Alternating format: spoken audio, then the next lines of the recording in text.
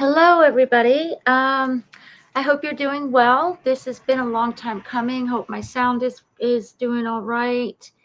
I put some sound barriers up here. We did have quite a nasty snowstorm, so I was without power. We've got half a foot to almost three quarters of a foot of snow out here, and there was a nasty accident at the end of my road yesterday that has finally been cleared up.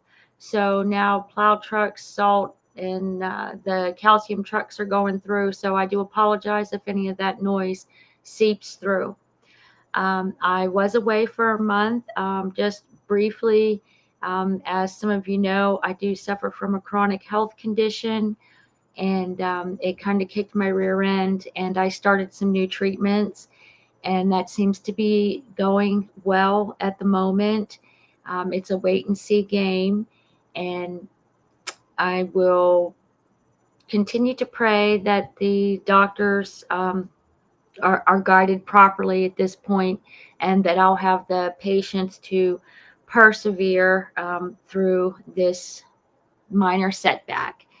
And in the course of the time that I was away, some things took place in True Crime Trauma regarding J is for Justice, or Every Day with Jay. That is a twofold situation. If you're unfamiliar, Jay and Granny's Watching had a private conversation some time ago, and Granny had shared bits and pieces of a conversation she had with another YouTuber, and assuming that it was done in confidence. All parties involved assumed the conversation was in confidence. However, the two main parties, Granny and Truth, they did share with their own respective people outside of YouTube, even though they happen to be YouTube creators, a portion of the conversation that they had in private. And again, let's reiterate the fact that each of them believed they were speaking to someone else as a friend, not as a creator or not as somebody on YouTube, but as a friend. Okay. What happened? Truth did a live stream, and Jay, under an alt. Hi, Music City Mom. Hi, UA. Thank you for being here. And while Jay, under an alt, went to Truth's chat and asked a question, and the question pertained to something that Granny and Truth discussed in their private phone call. So even though Jay was on an alt or a sock account, it would clearly reflect back upon Granny, because Truth knew that he only had that conversation with two people, with Granny and then the person he shared it with, and the person that he shared it with was already in the chat. So, is that a betrayal? I say that it is, because at any time months ago, if Jay had wanted to find out what was going on in somebody else's mind at the time for bringing up a specific topic of discussion regarding the missing child, she could have done so in private, regardless if she didn't like him as a person or as a creator. It could have been done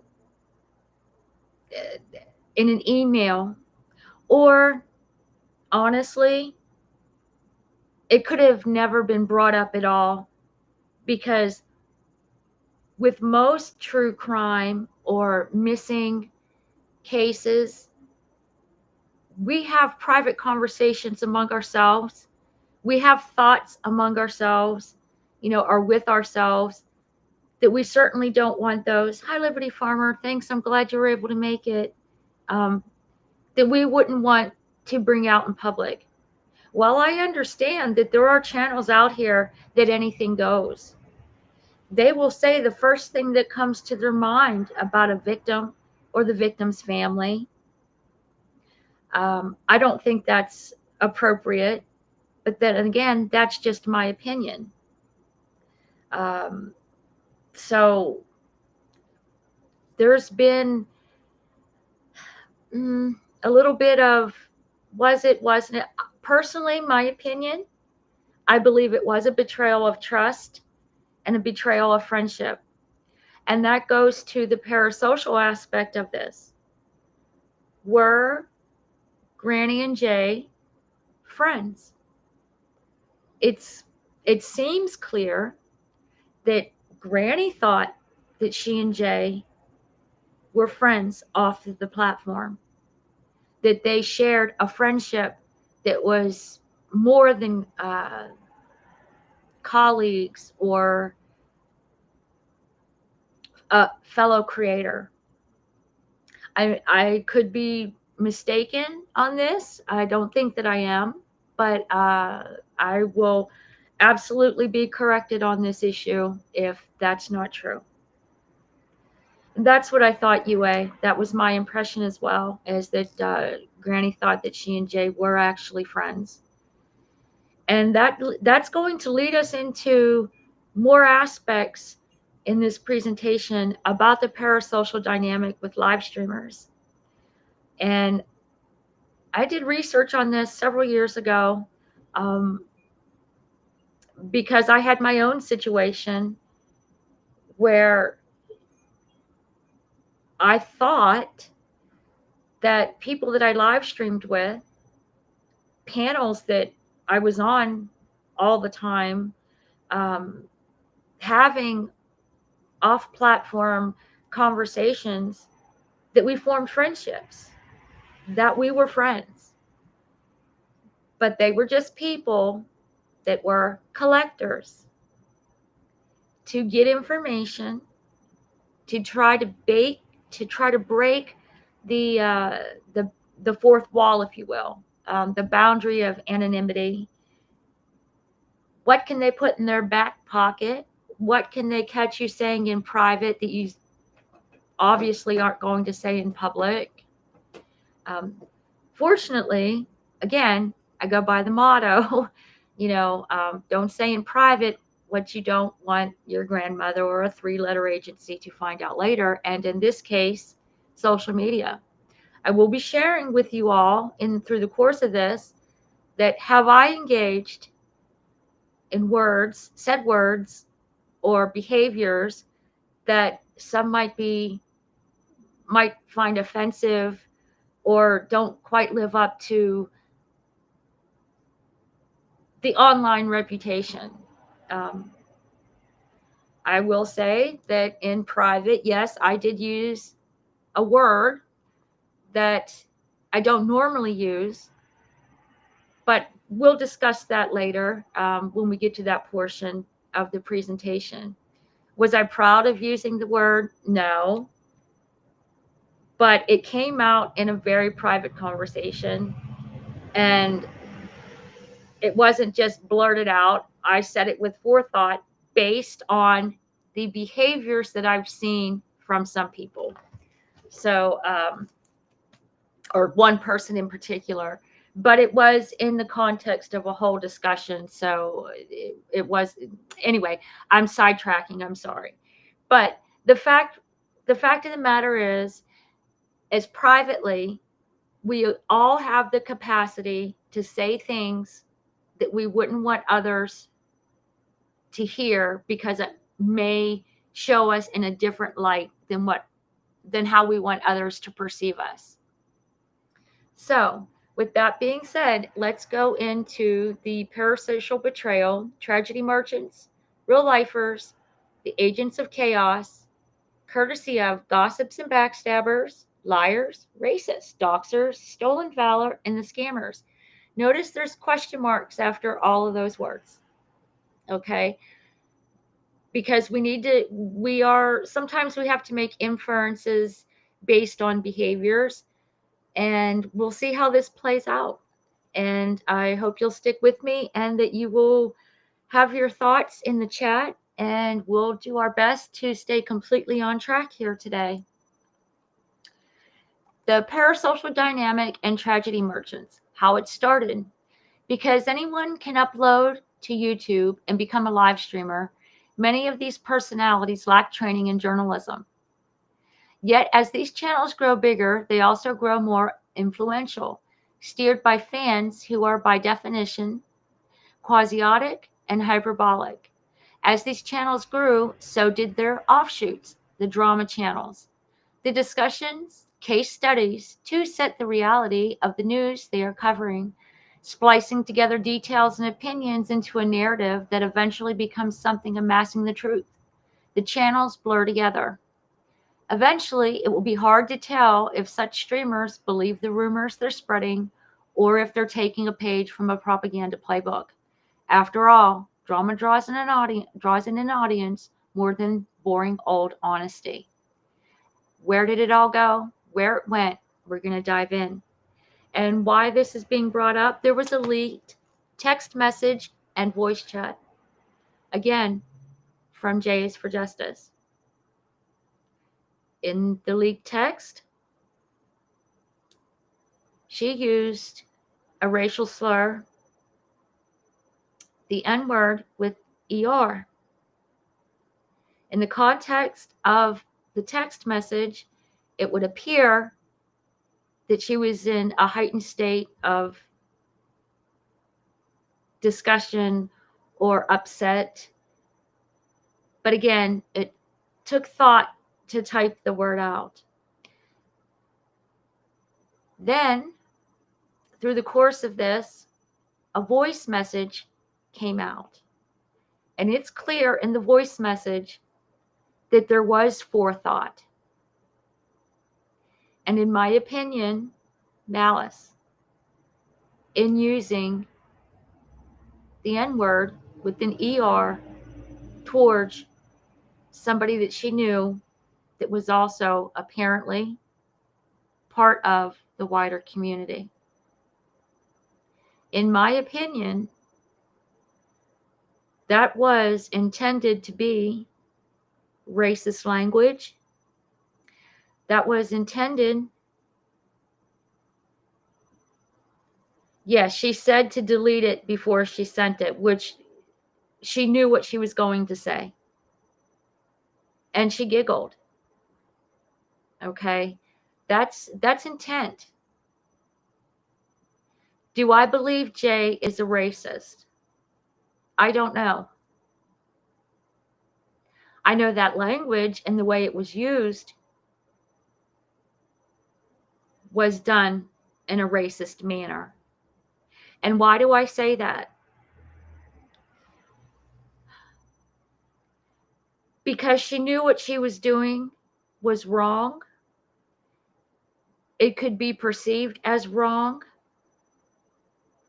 And it wasn't done in a heightened state of emotion where she was talking to somebody and saying it to that person as an insult. She used the word in a manner to a third person or a third party that was meant not only as an insult, but to degrade. And ultimately, that word is dehumanizing. So, it's divided the community to an extent. Because for all the subscribers that bailed on Jay's channel, very quickly she gained them back. What does that say about us as a community? I don't know. It's for us to discuss. Where do we all go from here? There's room for improvement. There's room for conversation. But this is going to lead me into something else. And some people may be offended. Some people may be upset. And that's okay. And that's okay. Because we all get caught up when we're in a live stream. As chatters, as audience members, as participants, we'll start typing in the chat because we're in a heightened state of emotion. We're watching things that upset us. So we'll use certain language that at the time, we really don't give much thought to it. That person's being stupid. What's wrong with them? Put your helmets on. Forgetting that the idiom, put your helmet on, is rooted in an intellectual disability, ableism. Because what you're saying when you say put your helmet on is that we're about to enter territory for somebody that is less than intellectually. We joke about it. We laugh about it because we're not meaning it as an insult to somebody with an intellectual disability. However, not everybody will see it that way because the idiom is rooted in discrimination. So you can understand why this presentation or this discussion today that I'm going to have may touch toes. And I'm not going to apologize for that. Because if we are going to have a conversation, we need to have a full discussion on how we all add to the environment in the communities that we frequent. So here we go. And I hope that Liberty Farm, stupid and idiot are two words that took me a very long time. I don't like to use language that goes to somebody's intellectual deficits. And as we go further on, there's a word here that people on all sides of the aisle use, and they use it frequently, that I really don't think that they know I don't think they know the origins of it. And the reason I don't use it is because decades ago, I found out the origins of the word and how it came about. And I was horrified. And so we're gonna move on.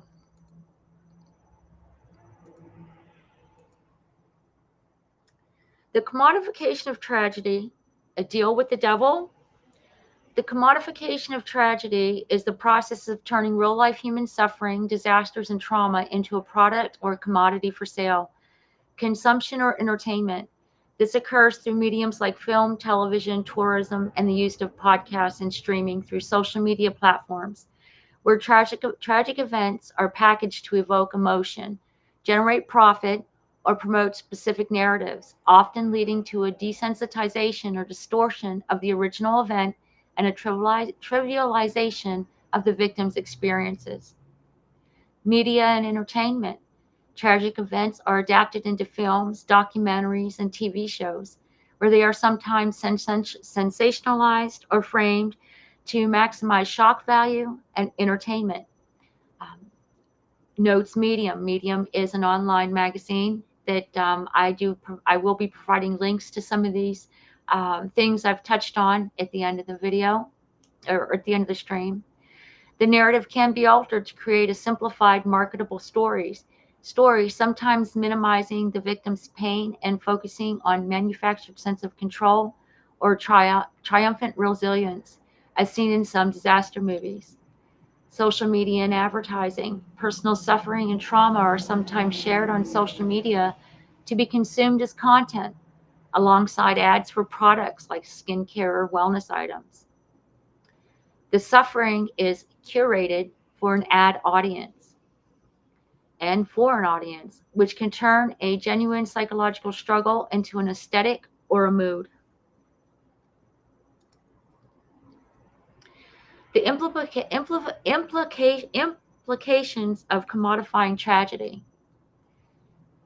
Desensitization. Repeated exposure through commodified forms can desensitize the public to the actual horror of the events. Exploitation. It can involve profiting from the pain and suffering of others, with people and companies gaining financially from tragic events. Ethical concerns. It blurs the lines between genuine sympathy and transaction, as seen in how humanitarian aid can sometimes be seen as an investment. Distorted memory. The process can distort the memory of an event, presenting a simplified or altered narrative that doesn't reflect the full complexity of the tragedy. And this was seen in the aftermath of 9/11 and Katrina, and other events, war, for example. People's memory gets skewed, that when they think they're drawing on their own recollection, they're blurring the line between what they read in a newspaper, what they saw in a film, and what they actually experienced. And that goes to what we're seeing in the live stream community, especially in trauma.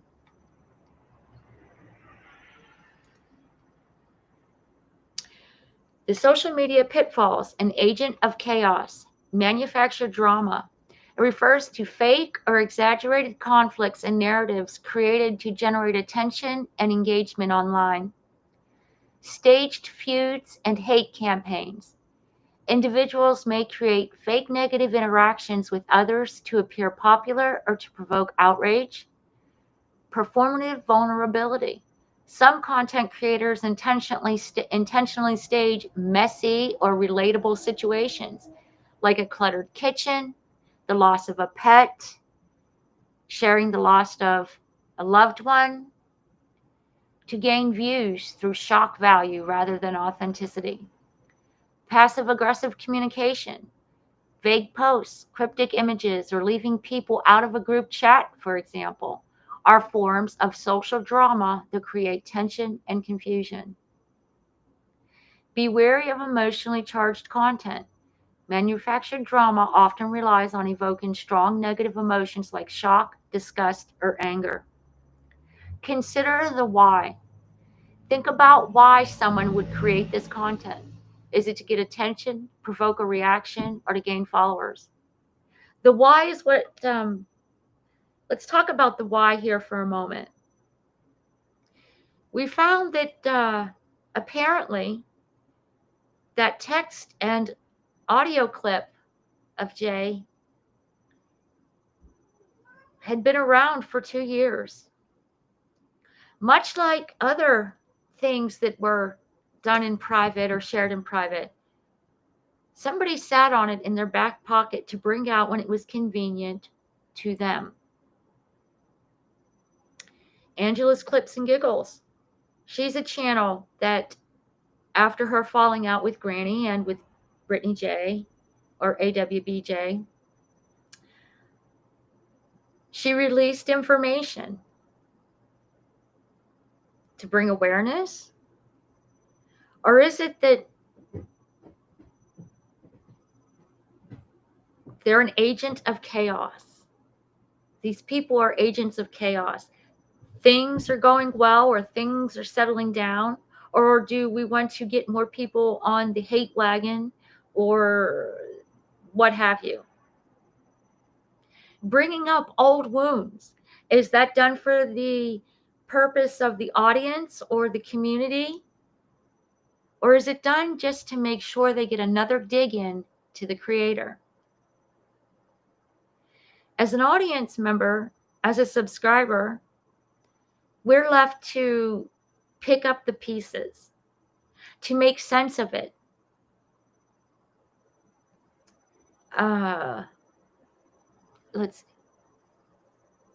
Liberty Farmer says, yeah, she's like a ping pong ball. Yes, because she's now back in the good graces of AWBJ. and is pulling things from elsewhere and making posts about others.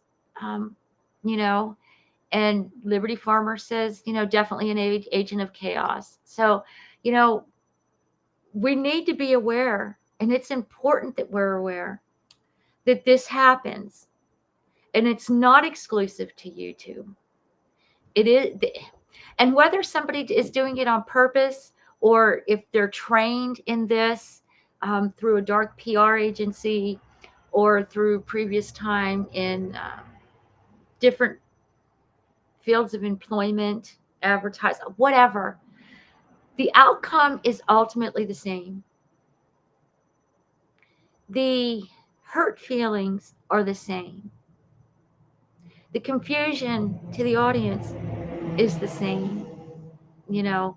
Um, and just because I'm pulling names up and I'm putting names on a few things here, it's not just those individuals. They're just the ones on the top of my head at the moment, and that we see um,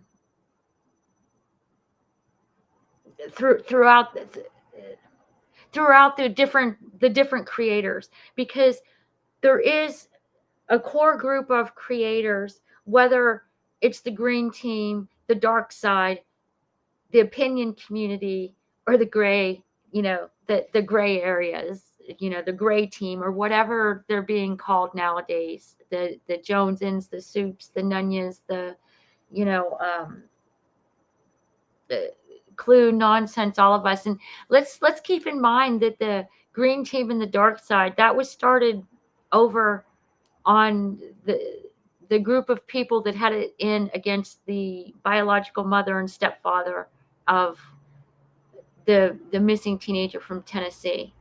Because it seems like once that case, or that horrific event that is happening to a family in Tennessee caused friction, and it fractured a community. Because again, as I said, I got here 2 years ago in this little core group, and all these individuals, whether or not they were friends, quote unquote, they paneled up together, they frequented chats.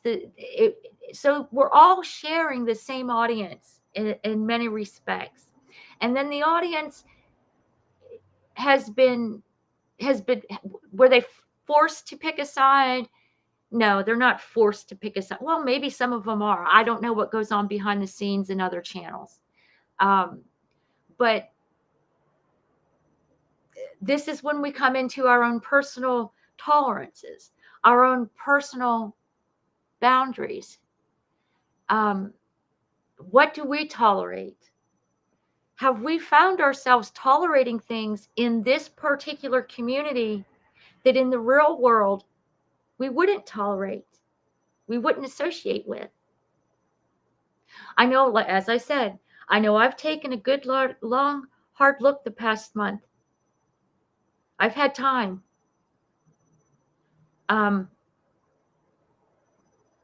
We all need to look in the mirror now and then and own our own bullshit, own our own part in what a community becomes.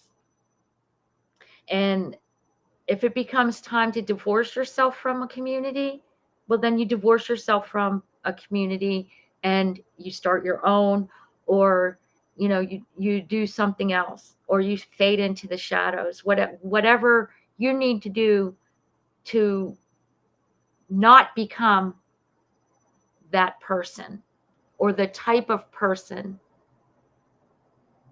that you're trying to bring awareness about. So that's part of the conversation as well. And we hear that, well, there needs to be a conversation. There should be a conversation. The conversations only go so far, because again, it's picking and choosing because of a creator or a specific panel guest or a specific subscriber. Biases show. But if you want to do better and be better, you have to find a way to put aside your bias and look at the larger picture, or else we do become the monsters that we don't like. We do find ourselves slipping into using language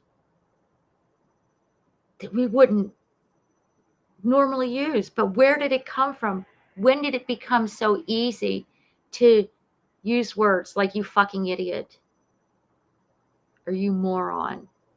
And wait till we get to that, because I know a lot of people use that word. It's rampant on the green side, the gray side, the opinion side, the dark side. The word was invented by a eugenicist, a segregationist, to be one step above an idiot or an imbecile. Okay? So if we're going to have a conversation, let's have the conversation. You know? These are words that degrade. They're discriminatory. And in the end, they dehumanize. And this is where I'm at now. I've looked in the mirror. I didn't like what I saw. Under the guise of being petty,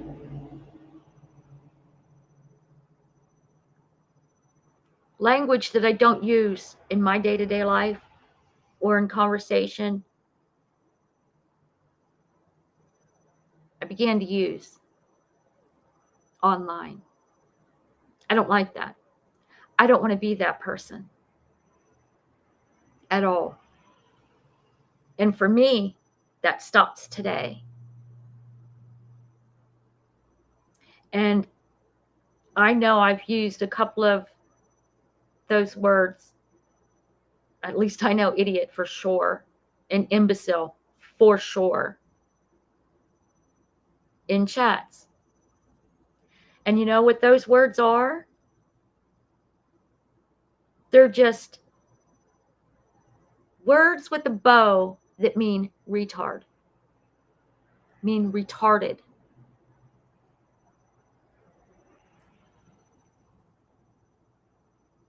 Long pause. It sounds disgusting in the quiet of my living room saying that word. Okay? But you can't fancy it up with idiot, imbecile, or moron. It means the same thing.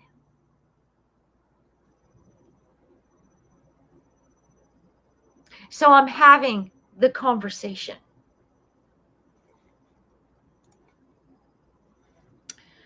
Live streamers and the parasocial dilemma.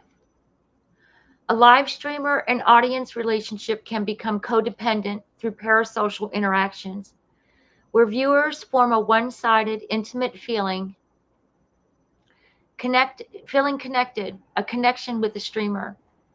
This is often amplified by the streamer's real-time interaction, which can make viewers feel like they have a personal connection, leading to expectations that aren't reciprocated and can blur the lines between a community member and a friend. This dynamic can be unhealthy for both parties, but streamers also have a responsibility to manage the expectations they set. Perceived intimacy. Streamers' authentic emotional expression and real-time interaction in chat can create a false sense of friendship for viewers, even though the relationship is fundamentally one-sided. Audience investment. Viewers invest time, emotional energy, and often money through donations or subscriptions into the streamer, which can deepen their sense of connection and ownership over the relationship. Unrealistic expectations. Viewers may come to expect personal attention, like the streamer remembering their birthday or acknowledging their messages as if they were close friends, leading to disappointment when those expectations aren't met. A streamer's role. Streamers who consistently overshare, give personal treatment to certain viewers, or engage in overly personal conversations with the community risk reinforcing parasocial dynamics and can be seen as responsible for fostering this attachment. Looks like I might be buffering a little bit. I hope not. Um, so I'm going to look over here into chat. Okay.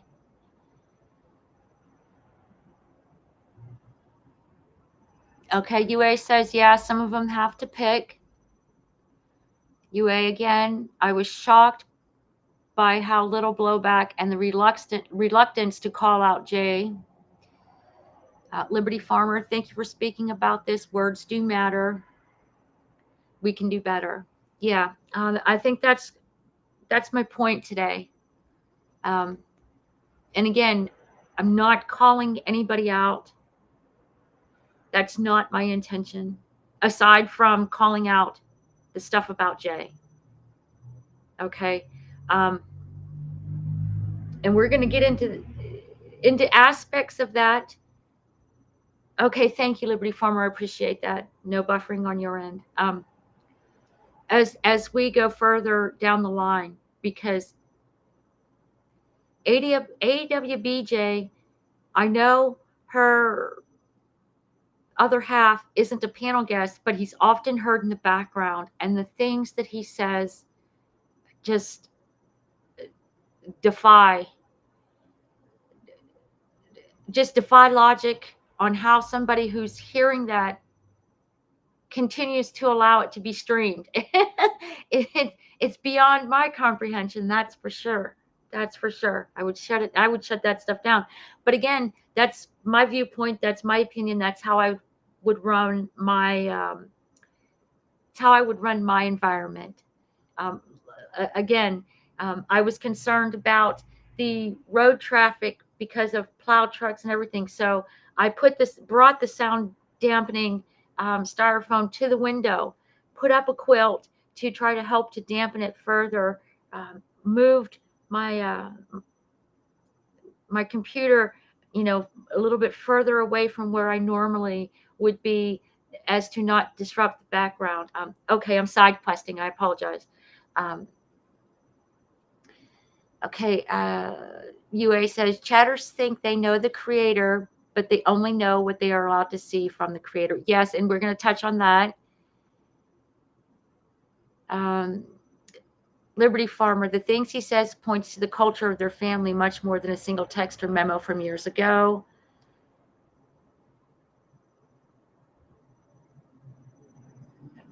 I don't give two shits. I don't hold against something they did years ago. My issue was what she did in Clues and said about Queen. Okay, I may have missed that. I know I missed that because I don't know what you're referencing there. And I don't give two. I do know that I had gone back to follow up, and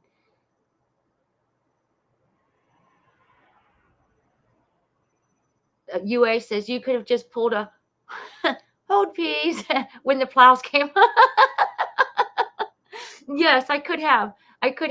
What I probably will do is load up some music or something, so that when I do have to go away, I can add some music to the kittens video of the cats being a little bit crazy for when I do have to step away, because sometimes I do have to step away because my blood pressure starts to drop and I have to stand up and have a piece of graham cracker or something like that too. Anyway, side questing, too much information. Oh, I meant truth, not clue. Oh, gotcha. Okay. Yeah, I touched on that a little bit earlier. Now, again, I'm still not entirely sure what all she said about Queen. However, I did go in and follow up. I wanted to watch some of the streams that Jay had since these revelations. And was there accountability? I don't know. Maybe. I don't know. It will become more apparent as I go on here. I have issue, and that's okay. I can have that issue, you know. And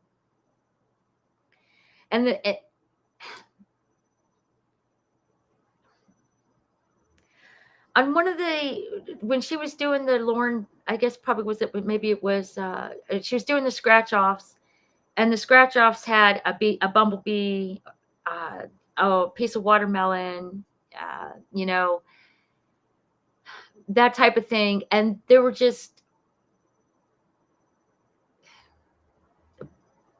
backhanded comments in the chat that in the it was a slight. It was just slighting the melon felon community, Queens community. I don't know. The whole thing is icky. And for me, I'm going to step away from that aspect of the community. I don't want to. I don't want to be there. I just didn't. And then with the post, nobody effing cares, and that's and then that's. I wouldn't say nobody, but there's a lot of people that they just don't care. They're here. They're here for the drama. They're here for the whatever it is. They're just here for the shit show. And that's what it is. They're here for the shit show. And that's okay too. And that's okay too. I'm here to give my 2 cents on something that it upset me. I felt genuine sadness after the anger, after the disgust. I felt sad. Not that I thought I hold no illusions that I was friends with Jay. I had very little interaction with Jay, whether through chats or panels, very little. I felt sadness for the loss of that section of the community. But then that goes back to me holding the mirror up again. Why did I have such laughter with Bajingo? It's are we going to micromanage every aspect of our YouTube interactions now? Do we have to? I don't know. Again, I'm just having the conversation. And moving on. Okay. Live streamers and why it matters. The mental health aspect. There's a mental health impact. For viewers, a lack of personal connection can lead to frustration and hurt feelings, especially when they are led to believe they have a special relationship that isn't real. For streamers, dealing with the demands of a parasocial audience and the blurred lines that can lead to the blurred boundaries that can lead to mental health challenges. Toxicity. Unhealthy parasocial relationships can contribute to toxic behavior within a community, such as harassment from viewers who feel entitled to the streamer's time or attention. This can go both ways. The streamer may become more demanding of a specific viewer's time or attention, or moderator, or a specific member of the community. Imbalanced dynamics. When a viewer's sense of self-worth becomes too tied to the streamer, they can fall into a yes man dynamic to avoid jeopardizing the relationship. And this goes to, is somebody wearing blinders? Do they have a favorite creator? So they have a bias towards anything and everything else that creator might do, or if somebody speaks out about that particular creator. For viewers, it's important to understand that a streamer's on-screen persona is not the same as a real-life friendship. For streamers should be mindful of the expectations they set, avoid oversharing personal information, and treat the community as a whole rather than individuals who are expected to become close friends. Setting boundaries. Both viewers and streamers can benefit from setting healthy boundaries to maintain a positive and respectful environment. Why words matter. Insults. An insult is an expression. Hi, Granny. Thank you for coming in. This all goes for creators too. We're all subs to start. Yes, that's absolutely right, Granny. Thank you so much for stopping in. I really appreciate it.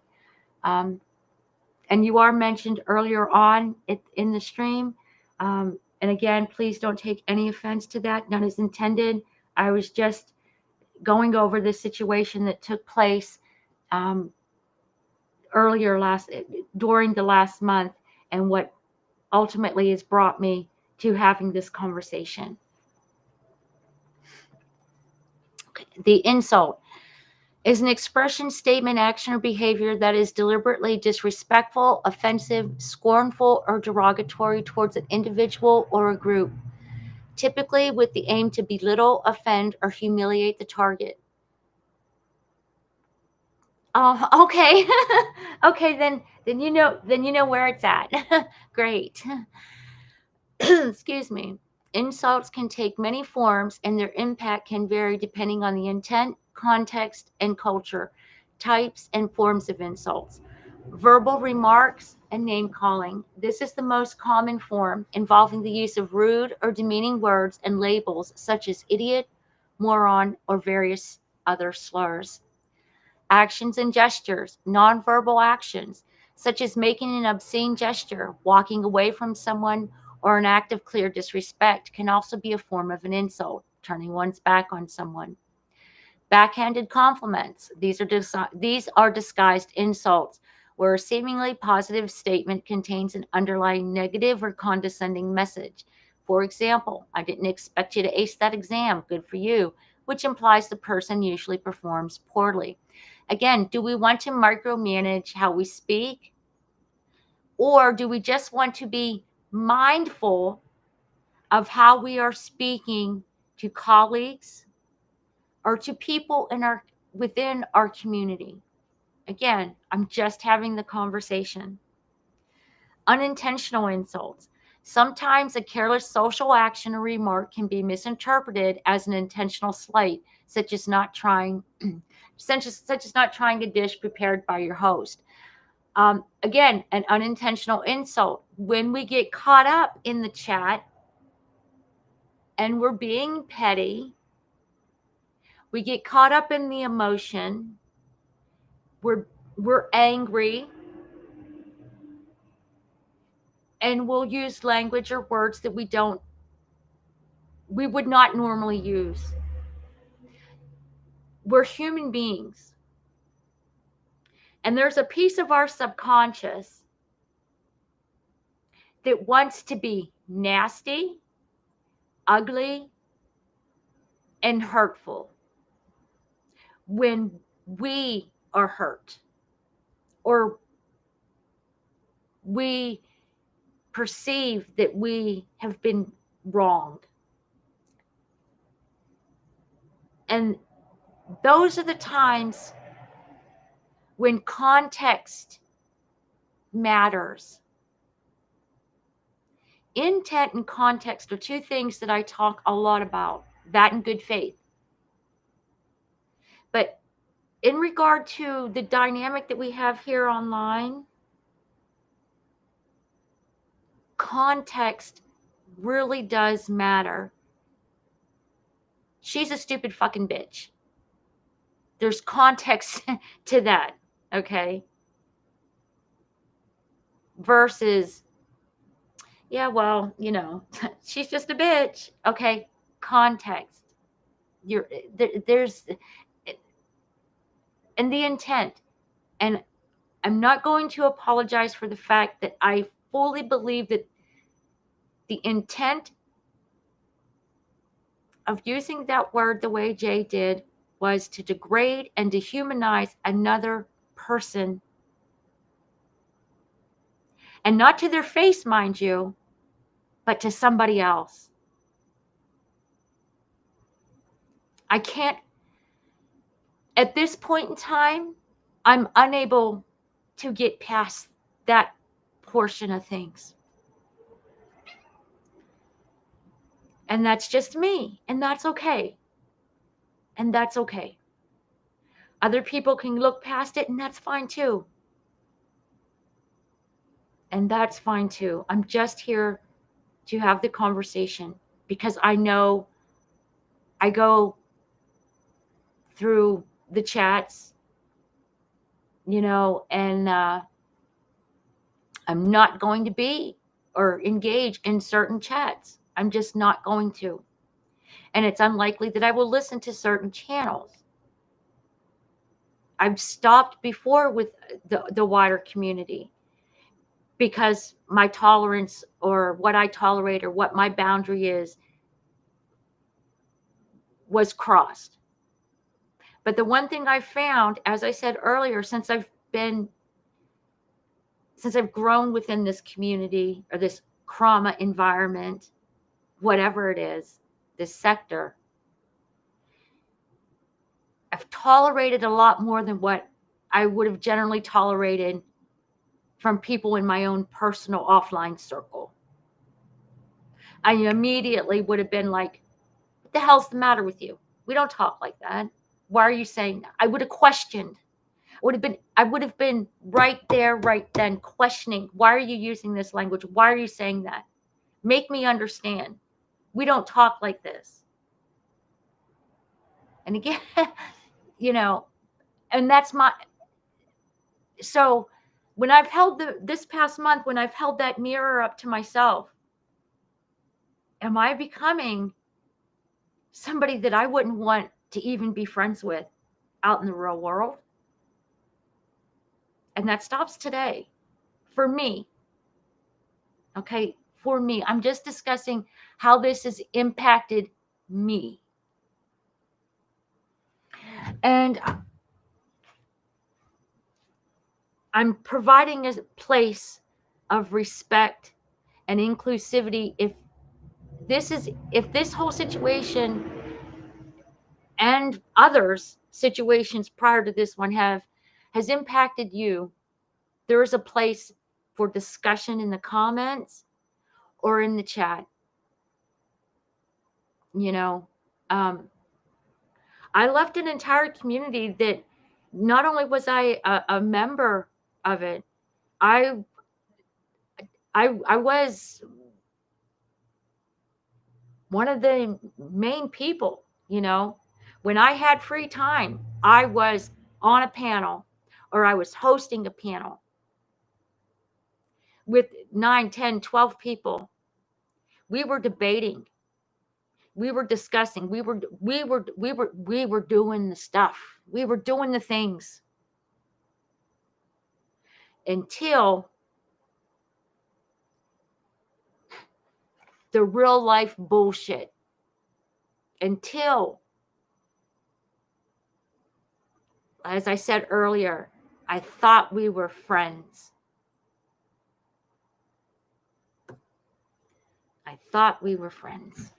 And then there's two people out here within this community, this trauma sector, that know about all that. And it was horrible. So when AWBJ says, you just don't know, trust me, I know exactly what it's like. And not just from an online perspective. People can be very, very ugly, and people can lie and start rumors because they feel threatened by somebody's presence. All you have to do is slight one person or let somebody perceive that you're slighting them, and they can go for the kill. But that might be their personality. That's their personality. That's what they do. They're the agent of chaos, or they were the agent of chaos within that community. I'm walking away. You people, I don't want to be associated with this because I have a standard. And now here I find myself in this sector that didn't start out like this. But here we are. But here we are. So yeah, the actions, the backhanded, the unintentional, the slights or affronts, these are simply a range of actions from inadvertent indifference to open disrespect, which injures someone's honor or self-respect. Okay, so there's just, okay, there's good conversation going. Okay, there's good conversation going on in the chat. Liberty Farmer says this has been a good parasocial check for me. Okay, good. That's good. That's good. That makes me happy. Not that my happiness is anyone else's concern, but here we are. Moving on. I hope I haven't side quested too much, you guys. Okay. The actions and behaviors, gossips, backstabbers, and real lifers. I gotta change. I can't see what I'm doing. Okay. From idle talk or rumor about gossip, idle talk or rumor about the personal affairs of others, often involving unconfirmed or private information. While it can be a neutral way to bond with others by exchanging information, it can also be negative, spreading false rumors that damage reputations, or it can be used in a malicious way to hurt someone. It can lead to defamation, backstab, a betrayal of trust, often through deceit or harmful gossip spoken behind someone's back. Betrayal is a disloyal or dishonest act against someone who trusted you or whom you trusted, such as spreading rumors or undermining them behind the scenes. Real lifers, moving online beef to the real world. Excuse me just a moment.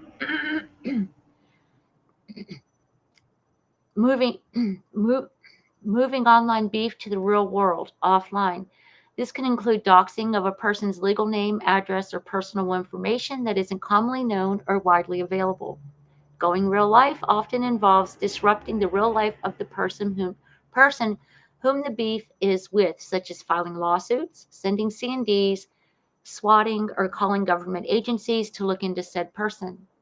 A scammer, a person who uses official-looking websites, real donation sites, emails, pictures, so on and so forth. Social media is rife with people that set up scenarios to collect money or gifts. Gifts can include services, products, or even food. Scammers will appeal to the shared experiences to manipulate their audience, or an audience member may reach out to a shared community to ask for help in the form of donations. Stolen valor refers to the act of falsely claiming military awards, decorations, or service that one did not earn, often for personal gain. This type of fraud is rampant also on social media, where anyone can be anything. One moment, please. I need to take a drink. Okay. Thank you. And excuse me, just bringing up things that we need to be aware of. And military service is something that people are passionate about. So therefore, it's going to come up if somebody wants to manipulate. Be aware of that. Do your due diligence. Intentional dehumanization by any means necessary. So we're going to have the conversation. Mocking an accent. Camera. Pe-a. Pe-a. Camera. Camera. You know what I'm saying? Okay. Parking lot. Mocking an accent. Rude, disrespectful, and potentially offensive. Often linked to linguistic discrimination, classism, and racism. While intent matters, the impact on the person being mocked is what is most important. Mocking a lisp. Access.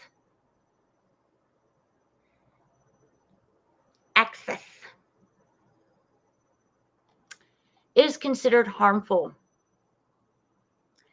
as it can lead to stigma, bullying, and negative emotional effects, according to the American Speech Language Hearing Association and Psychology Today.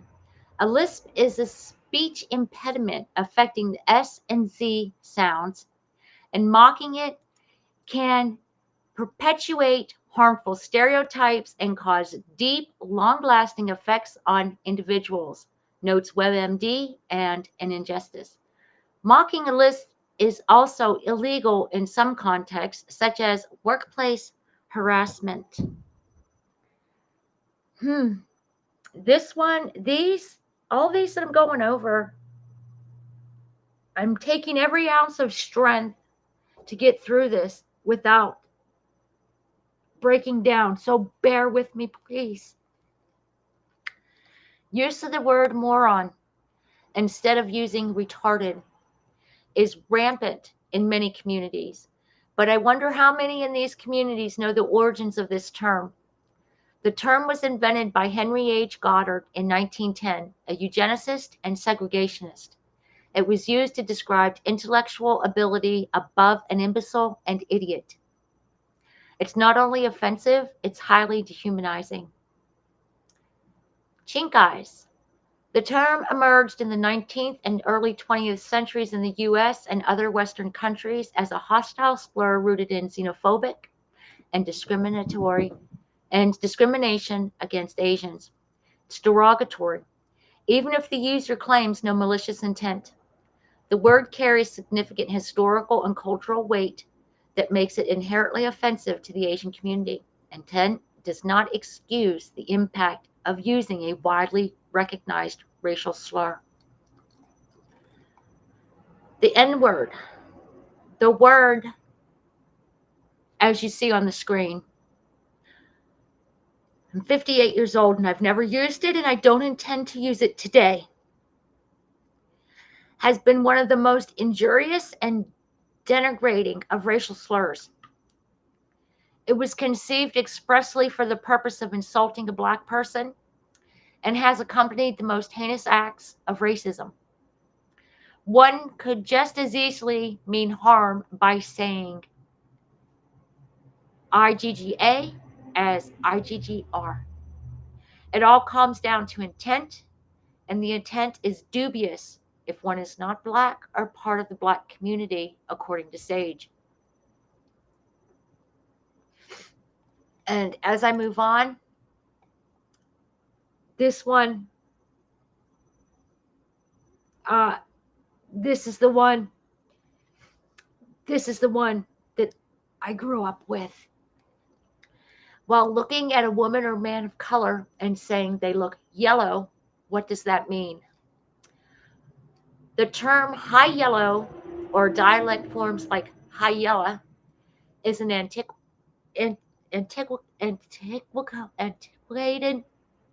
and often derogatory expression used to describe a light-skinned person of African descent, typically due to being mixed, Black and of white ancestry. Historical context and usage. The term was in common use in the United States primarily between the late 19th century and the mid-20th century. Its history is deeply tied to the social dynamics of race and colorism. The high in the term is widely considered a reference to a social hierarchy or class system that valued lighter skin, closer proximity to whiteness over darker skin. During and after slavery, lighter-skinned enslaved people often received preferential treatment, such as working in the house rather than the fields, creating a caste system within the Black community. Derogatory and snobbish connotations, the term could be used in a negative way to imply someone was a snob or believed they were superior due to their skin tone. The practice of colorism was sometimes enforced through discriminatory practices within the Black social institutions, such as the infamous brown paper bag test, where only those whose skin was lighter than a brown paper bag were granted admission. I want people to really think about the terms that they use or they hear other people using. When they say they're ignorant to them, I'm going to tell you something. I learned this in the 7th grade, but I heard it from the time I was old enough to remember, at least kindergarten. Okay.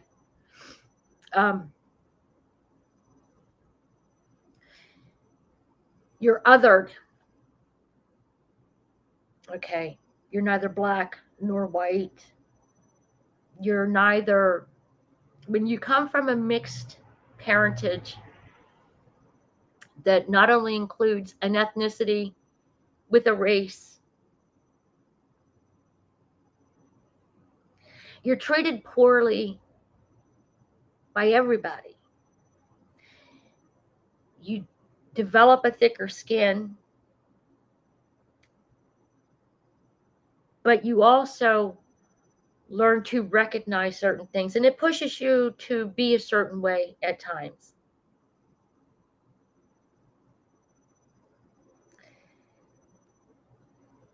The internet has exposed everybody to the most vile and debased aspects of human beings. We make the choice if we're going to stick around to communities that allow certain behaviors. Sometimes we overlook it because, oh, well, they're just drunk. They're just this. They're just that. Well, I'm not going to overlook it anymore. I'm just having the conversation, and I don't like what I started to see in the mirror. And if that means that some people no longer want to talk to me or anything, that's okay. That's okay. But if we're going to do better, then we need to hold ourselves accountable to what we tolerate and what we expect of others and what we'll accept within our own communities here online.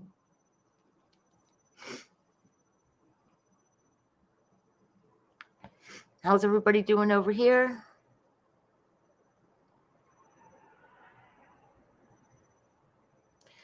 Okay, I hate the R word from Don't Give To.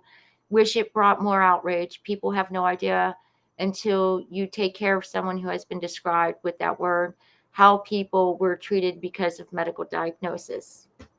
Granny says, I've branched out, and that's when we also find out who supports us for us, not just their dislike of someone else. It's been eye-opening. I think we can all, Granny says, I think we can all acknowledge this place isn't the place it was 2 years ago. No, it's not.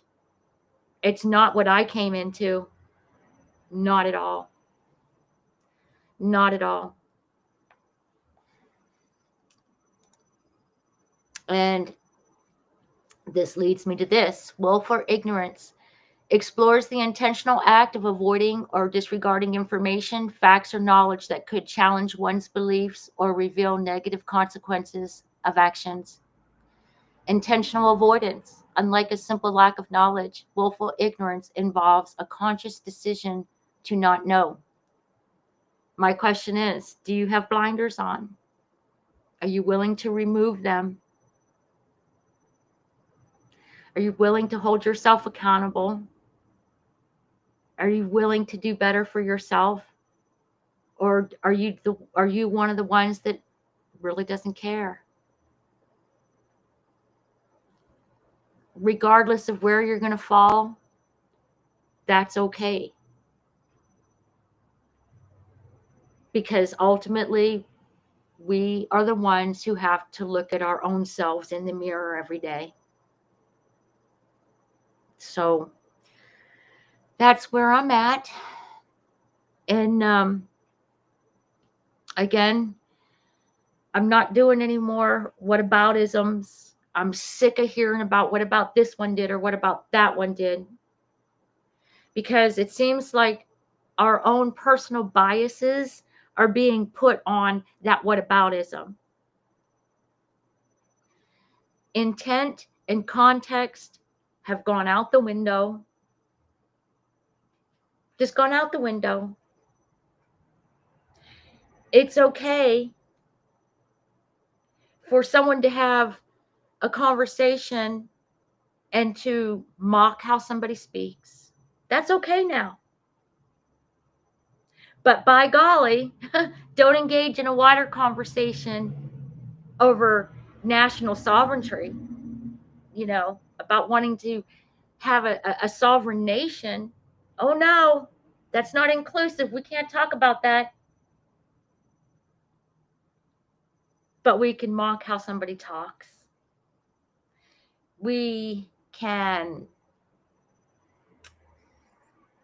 engage in the pettiest of bullshit and just, I don't know. I don't know. I'm at a loss now. I thank you guys all for being here. If you have any questions for me, I'll answer them. I guess I didn't really have a type of discussion that requires question and answers, but I hope you all have felt comfortable enough to share your own concerns. I will not tolerate any disrespect for disrespect's sake in the comments after this live stream. I will be moderating the comments because I know sometimes people like to come in here and just put random naughty words for the sake of saying naughty words.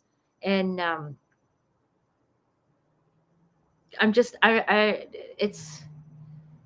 hate to say it is what it is, but the is here is when someone shows you their true colors, you don't try to repaint them.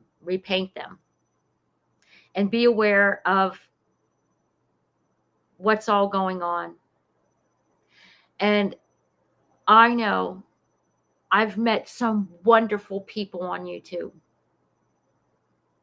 I've met people on YouTube that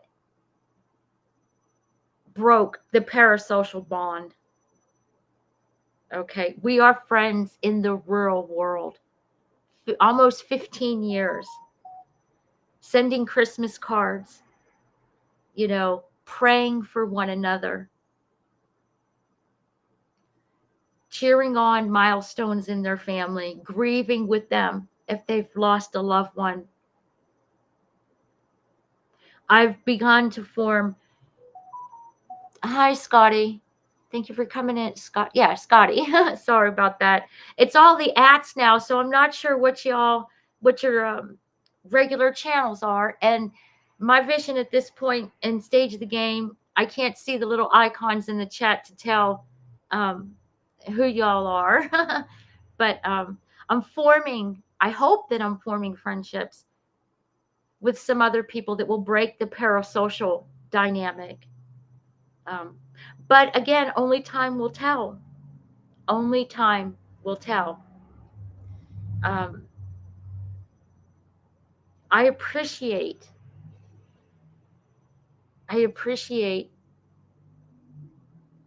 discussion. I appreciate discourse. I appreciate raw emotion. And that goes to when you have the raw emotion, you have the context if certain things slip out or if certain things get said. I'm not saying that we need to micromanage our language, but at the same token, if we can, just try to be a little bit more mindful, because let's be honest, when you're mocking someone's lisp or their accent, you're doing it for a reason. And that reason isn't to raise awareness, right? Right? So, with that, I'm going to go ahead and log off. I've been on for an hour, a little bit over an hour. I'm sure y'all have a lot of things you'd like to do this afternoon. I appreciate each of you for being here. I appreciate all of you that will be coming in on the replay. If you'd like to print the screen, here are some links I've provided for you to read further into things. ResearchGate is a good source. Type in anything you like. You're bound to find an article or a white paper. Also, Sage Publishing, they do have a lot of front-facing open source articles on the things that we've discussed today. Also, be on the lookout for Just Saying. She's going to be diving into some of these things as well in the near future. So make sure we give her the support that support her over there. She gives her honest thoughts and opinions, and I appreciate them. And I am looking forward to when she has her conversation about this. So, you guys have a great day. Be well, be joyful, and I should be seeing you around the next corner. Bye.